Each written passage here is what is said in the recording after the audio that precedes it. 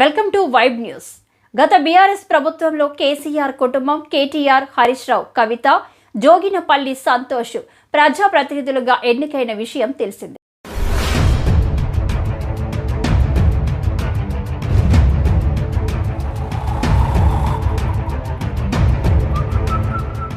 అప్పటికి కాంగ్రెస్, బీజేపీ మరియు ప్రజా సంఘాలు ముఖ్యంగా కేసీఆర్ కుటుంబ పాలనపై విమర్శలు ముంచెత్తిన తరుణం ఇది. కేటీఆర్, హరీష్ రావు, కవిత పదవులు చేపట్టారు. అయితే సంతోష్ మాత్రం వ్యవహారం నుండి బయటపడ్డారు.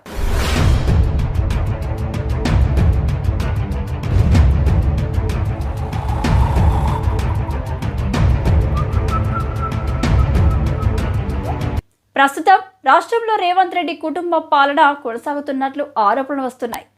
రేవంత్ సోదరులు తిరుపతి రెడ్డి, కొండల్ రెడ్డి, జగదీష్ రెడ్డి, మహానందరెడ్డి రాజకీయ వ్యవహారాల్లో తమ ప్రభావాన్ని పెంచుతుండటంతో విమర్శలు పెరిగాయి.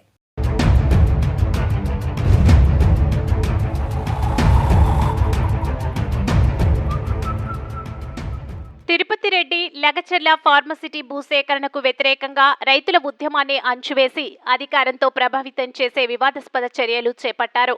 వికారాబాద్ జిల్లాలో ఐఏఎస్ అధికారులతో పరిచయాలు, సర్పంచ్ కంటే ఎక్కువ అధికారంతో వ్యవహరించడం, అనేక పోస్టర్లో ముఖ్యమంత్రి రేవంత్ ఫోటో లేకుండా తిరుపతి ఫోటో పెట్టడం ప్రజలను ఆందోళనకు గురిచేసింది.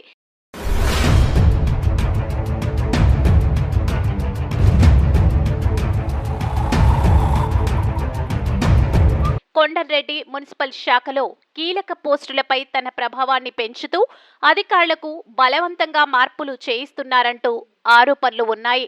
భాస్కర్ రెడ్డికి ఇచ్చిన కీలక పోస్టు సోదరుల అండదండలతో ఇలా జరిగినట్లు విమర్శలు ఎదుర్కొంటున్నాయి.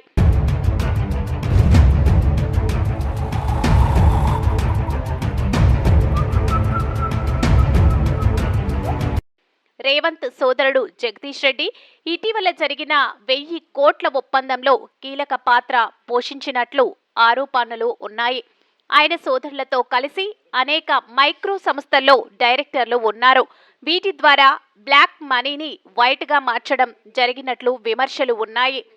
రేవంత్ బంధువు మహానందరెడ్డి చిత్రపురి సొసైటీకి సంబంధించి అవినీతి ఆరోపణలు ఎదుర్కొంటున్నారు. సుమారు 3000 కోట్ల అవకతవకలు జరిగాయన్న ఆరోపణలు వినిపిస్తున్నాయి. ఈ తరహా రాజకీయాలు, సోదరుల వ్యవహారం రాష్ట్రంలో ప్రజలకు అసంతృప్తిని కలిగిస్తున్నాయి. రేవంత్ గతంలో కేసీఆర్ కుటుంబ పాలనపై విమర్శలు చేసినప్పటికీ ఇప్పుడు తన సోదరులను కట్టడి చేయకపోతే ఆయన కూడా అదే దారిలో నడుస్తారని ప్రజలు అంటున్నారు.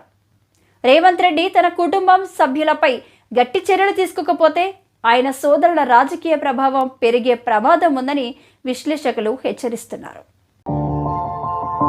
మా ఛానల్ని లైక్ చేయండి, షేర్ చేయండి, సబ్స్క్రైబ్ చేయండి. మరిన్ని అప్డేట్స్ కోసం పక్కనే ఉన్న బెల్ బటన్ నొక్కండి.